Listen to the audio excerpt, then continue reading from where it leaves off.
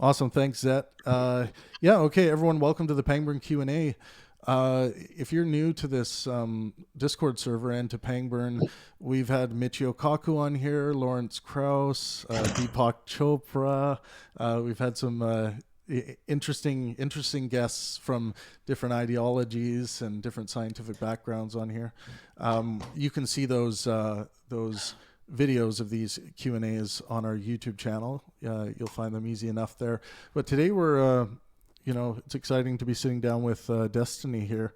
When he unmutes himself, we'll get to him. So let's get things going. Let's start with Scott. Do you want to start with a question for Destiny? I don't have anything quite yet. I'm going to listen, but I'll have a question shortly. Okay, Jess, we'll go to you. Yeah, so my question is what Destiny's personal opinion on being black-pilled is. I know he talks about a lot of like his own ideas on like the web, or him calling himself an omni-liberal. Like, I think it'd be interesting to hear his take on like what it is to him being black-pilled. I don't have a take on being. I say that shit as a meme. I think like I have things I feel strongly about. There's like policy positions I feel strongly about. Anybody that like strongly identifies with any particular pill probably needs to up the amount of pills they're taking, because it's not a healthy way to do politics. What the hell is this pill thing? Like, people say red pill, blue pill. Is this just like, is the red pill, blue pill thing political? Watch The Matrix. It's The Matrix, Travis. Take the red pill. Oh, God. It all came from 4chan. See the real world.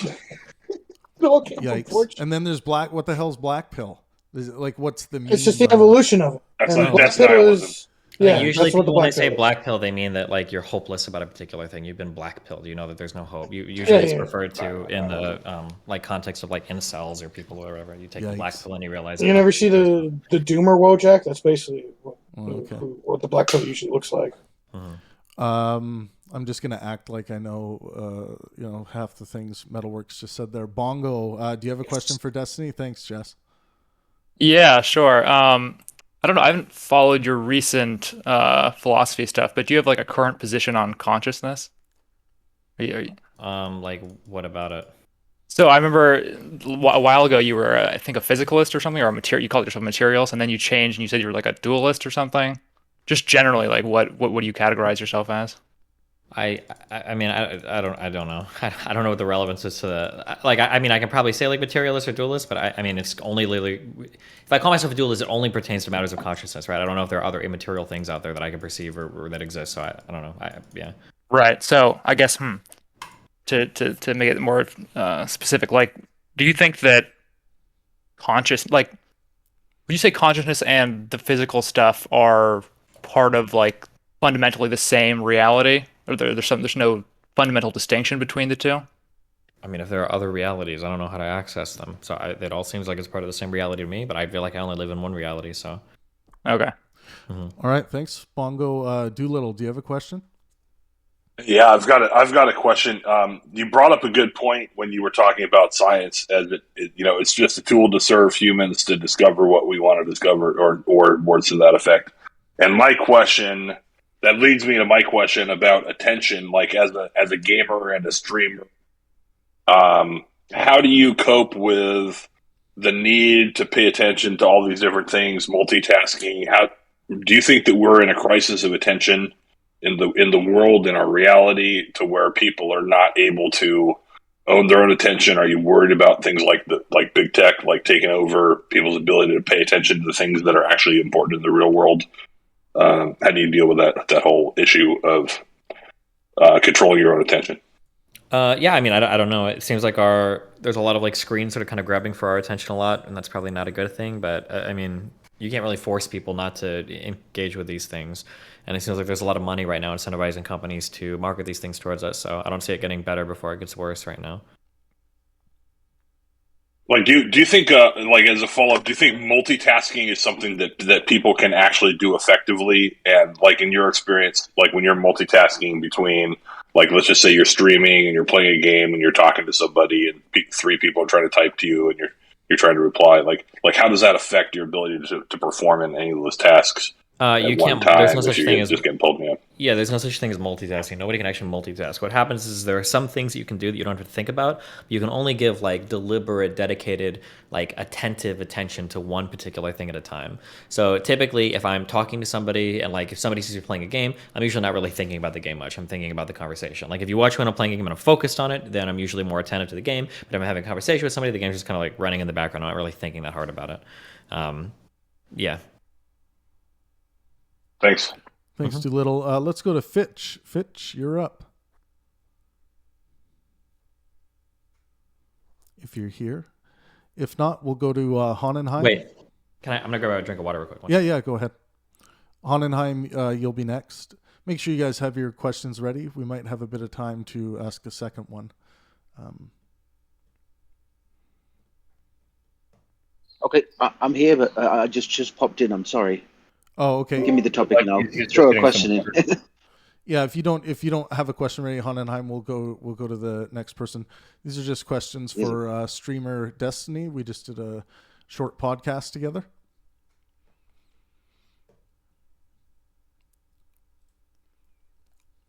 Yeah, come back on me later. So sorry. Yeah, sure. Mace, let's go to you next. Are you aware that you are an Aspie? What's an Aspie? No, not you. The other guy. Well, he's getting a drink. He's getting a drink. Just hang on. An Aspie is somebody with Asperger's. Yes, fully aware. Thank you. I meant Destiny. Oh shit! All right. Well, I am aware too. Thank you. I don't buy into this whole idea that there's such a thing as neurodivergence. Everybody's got a unique brain. You just haven't realized that there's so many ways of classifying people's brains that we haven't even begun to be able to catalog them. I agree completely there too. Sorry, I'll shut up.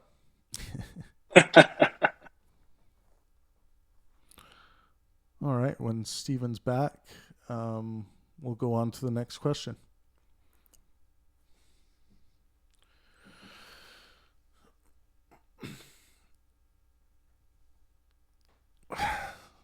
Mace is just trolling.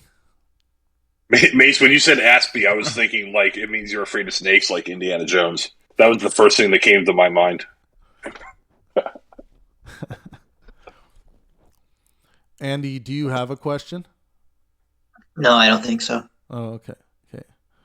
I think Zet and Mitsubishi will definitely have one. And yeah.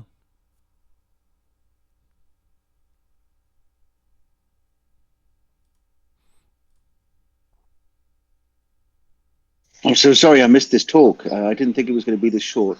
I was going to watch it after. I had to do a design very quickly. Yeah, you can watch it after. It's a very short podcast. What was the biggest disagreement? Was there a disagreement or? A few. Maybe I'll have to go back and look at what it is, but what phenomena are, fundamentally, and then some about like, when we're making choices, when we're not. But yeah, definitely some notes to go over. Are you there? Are you there, Stephen? Free will. I have to admit that I have a lot to learn from Destiny about the art of brevity. He's really good at putting his points into a lot shorter sentences than I can muster. Yes, he is. I like how he gets right to the point.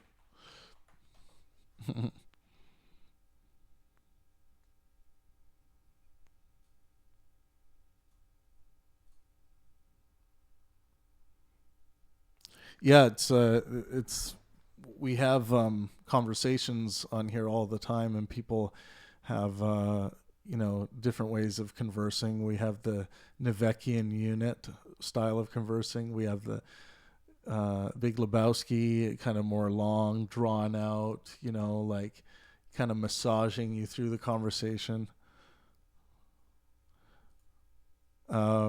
Doolittle, you have a fair amount of brevity, I'd say. I try. Yeah, I try. All right, let's go to Mitsubishi. You have a question for Destiny? What was wrong with my question? Yeah, I got a question. One sec. Yeah, so my question is regarding your discussion, your rape discussion with ABBA. So I watched the video. I agree with you that not all people doing rape, by your definition, are like insane, horrible people. But I struggle to understand why you refer to it as rape. You said that like it's common for teenagers to rape each other because they're dumb and pressure each other. However, pressure during sex isn't inherently rape. Every decision we make in life has some amount of pressure. The law only considers like threats and blackmail to warrant duress during sex. So a lot of people have been like subjectively labeling situations where someone begs several times and eventually gets consent, or like pouting and making their partner feel guilty, to be rape. And this is legally incorrect. It causes like the severity of the term rape to be diluted, and makes it harder for real victims of rape to be believed, and it destroys the lives of the accused. So my question would be, what's the utility in subjectively calling these situations rape, and why can't these bad experiences be called something else that's less severe? Just call it like sexual misconduct instead. Well, I don't think they should all be called rape. That's why I call it rape, just to show how like silly it is. Like if we call rape this particular thing, then like teenagers are out there like raping each other all the time. It's pretty silly. So I mean, I usually push back against. I don't like the one word fits all forms of like sexual pressure. I think it's kind of silly. Okay, so you disagree with like calling these things rape? Yeah, I think it's dumb because like there's like so much sexual behavior or activity can be called, you know, quote unquote rape depending on how you define it. I think it's kind of silly. Okay. I was under the impression that you agreed with like that definition, but okay, that's interesting. Thank you. Zet, you're up. Zet man, if you have a question.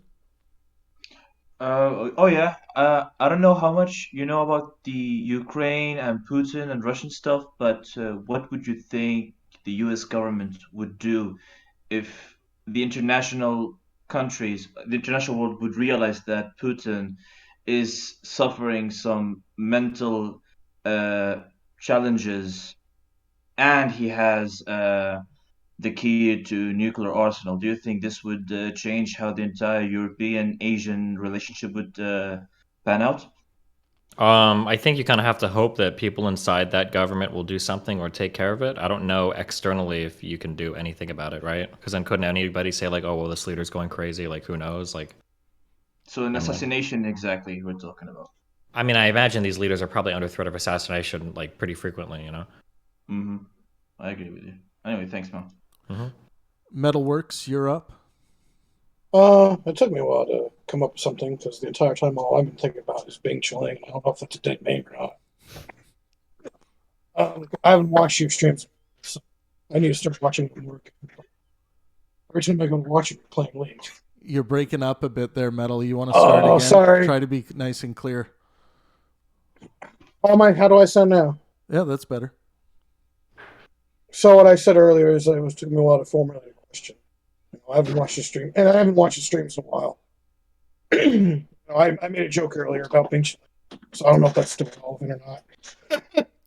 But the question I wanted to ask that I was able to come up with is the situation with Kyle Rittenhouse, how he's planning on suing a whole bunch of people and some companies. Like, do you think it's a good idea, or maybe he should consider that more? And do you think there is a line at some point where we should like consider with like big news organizations, they might be performing slander and they might be doing character set like?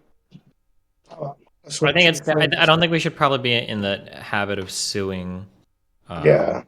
Suing media for covering like public figures, because you end up in a weird world there where everybody's just going to start suing everybody if they feel like they're being mischaracterized, you know. But I just want to know, like, where do you think that line might be? Because there has to be some point where we, hold. Well, right now the Supreme Court has something called an actual malice standard set up, which I think is fine. So if you can prove that somebody is like deliberately spreading misinformation to harm somebody, then fine for a public figure. But I guess that's something I should look into. Well, that's about as much as I can come up with at the moment. I saw this. This is brought on to me like out of nowhere. I'm like, oh shit, he's doing this today. Yeah. All right. Well, That's about all I got. Yeah, I have a question for you, Destiny. What's your position on male infant genital cutting? Unless there's like obviously like a medical emergency, I'm pretty opposed to it. Yeah, I'm right there with you. I don't think this should be done as a therapy or, as a preventative measure. I think it's very immoral to be doing this. I wasn't, I hadn't seen any of your comments on that. That's a pretty big issue for me. Why didn't I get to ask my question? Oh yeah, what's your question, Mace? Are you aware that you're an Aspie? Who? What? He said, "Are you aware that you're an Aspie?" Apparently, this means Asperger's or whatever. I don't know. We don't have that in the U.S. anymore. It's all ASD, so who knows? Wait, did they retire that? Yeah. I have a extra question, if I'm allowed to ask. Yeah, we got. Let's go for another 10 minutes here. Go ahead. So, not so long time ago, Sweden launched like a psychological defense institution to monitor like information sphere and how much misinformation is getting to their public domain and to their population. And we know that misinformation and disinformation and propaganda from foreign adversaries is having real physical negative consequences on our like well-being and societal stability.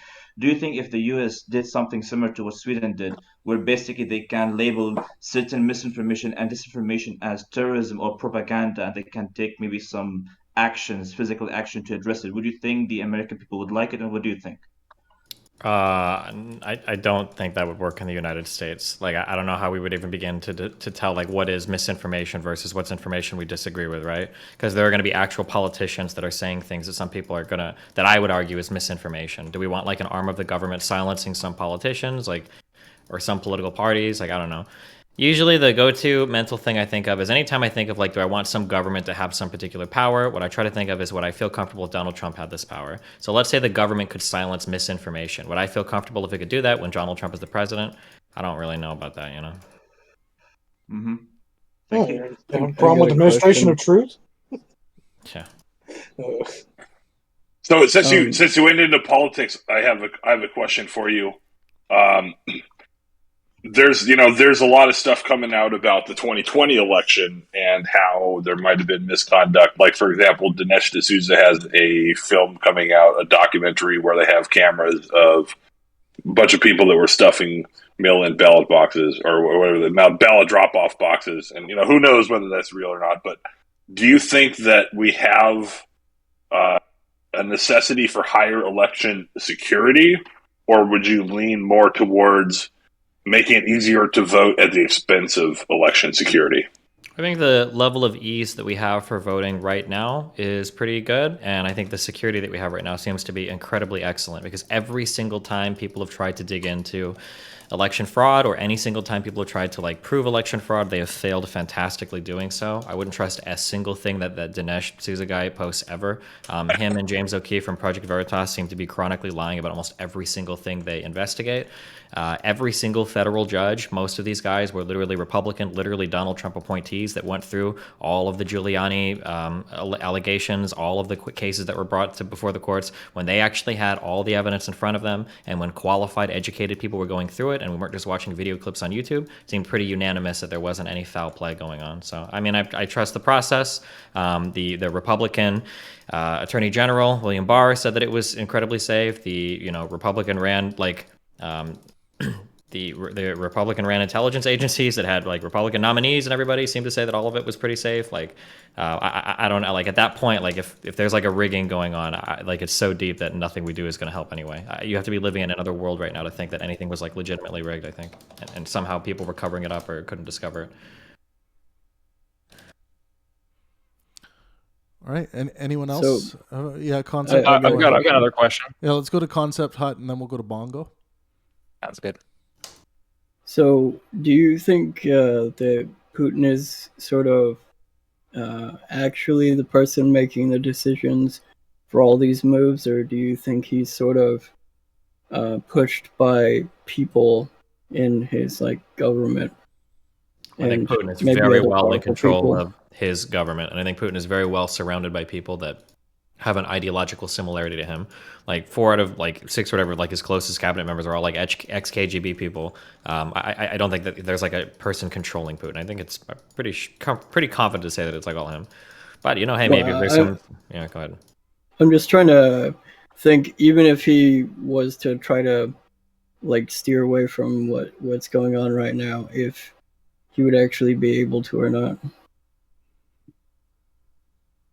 If he would actually be able to what? If he wanted to do something other than what's going on right now, if he'd actually be able to or not. That's what I'm trying to.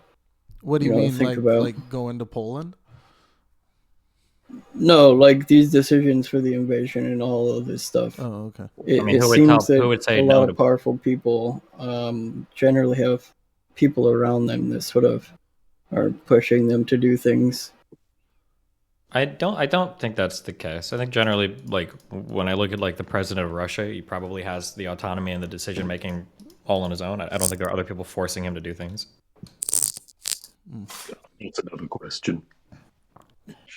Yeah, go ahead. Yeah, but do you sell Twitch raids? Twitch what? Raids. Oh, not generally. No, I don't know if you're allowed to. I think Twitch might get mad at you if you do that. Okay. Well, can I have one for free? I'll think about it. Okay. Wow. Oh, Mace. It's a Twitch raid. Yeah. Bongo, you had a question, then I think we'll wrap it up there. Yeah. So you guys like briefly mentioned free will determinism stuff. Do you have a like? I know, Destiny, you said something about you think it's like you don't want to talk about it. You think it's one of those things where you just like you understand it and you just don't want to talk about it anymore. But do you think it has like relevance on like criminal justice or anything? Yeah, I think we should take it into account when we're like designing like criminal justice systems, right? Understanding that people are products of their environment and that we should design environments that create healthy and happy and successful people. Yeah. Okay. So and what do you think about like retributivism? You think people should be like? Okay. Cool. Thank you. I mean, if you don't have free will, how do you design something? This is why I don't talk about free will. I mean, obviously we can still design things. Why do we need free will to design things? It's just designing something just means something that a little bit different, okay. Right? I guess it does, yeah. And one quick follow up. Do you find it difficult? Do you find it difficult to play games like League when you're having like a conversation like this? Do you think it deteriorates your play in any way? Probably it does a little bit, but it's like just shit running in the background, basically. Yeah. All right. Free will is that both sides of the argument are true. That's why it keeps on going. Both sides of what argument? Yes. All right. Well, that's the problem with the free will argument. Oh. All right, guys. Well, let's wrap up the Q&A there. Destiny, you're always welcome on this server. Anyone else who came from Destiny's neck of the woods, you're always welcome here as well. We have conversations every day. Philosophy, science, art, life, you name it, we talk about it. You'll usually see us down in the Trav's Tavern off-air text tab, but we also have live YouTube chats every day too. So yeah, feel free to join us and hang out whenever. Thanks a lot, cool. Stephen. Yeah, thanks for having me. Appreciate it, man.